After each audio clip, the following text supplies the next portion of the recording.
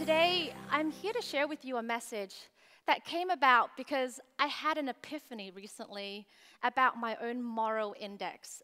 I used to think whenever I saw depressing images on TV, on social media, mainstream media, that I honestly would go to hell because every time I saw these searing images, it made me feel completely depressed and powerless to help.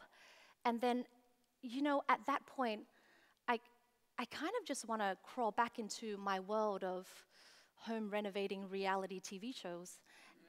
And the problem was that these issues were too big, they were too serious, I was powerless to do anything about it, and I didn't have any grand solutions.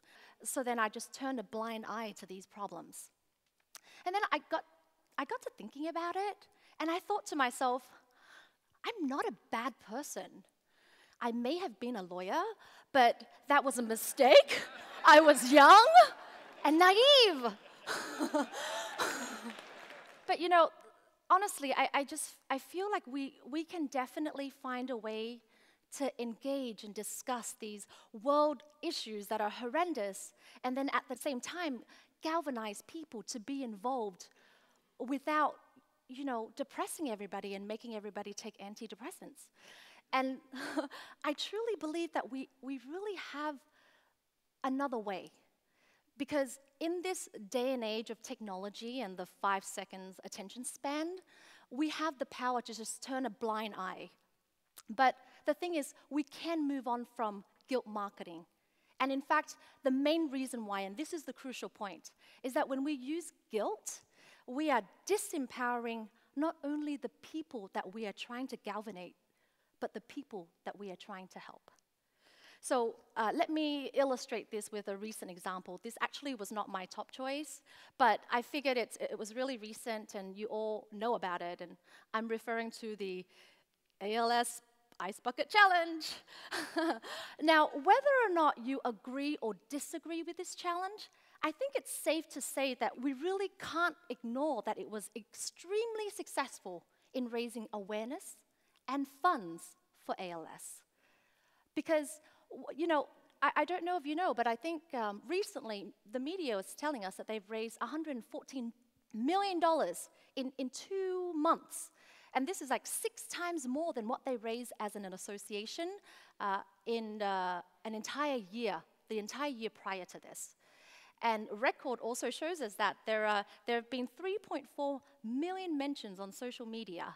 So as you can see, an intense awareness came about for ALS through using a movement that had nothing to do with negative imagery, comments, or guilt-related commercials.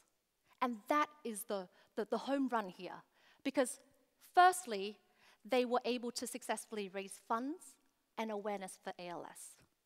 Secondly, they did so in a way that did not victimize or exploit the stories of those suffering from ALS.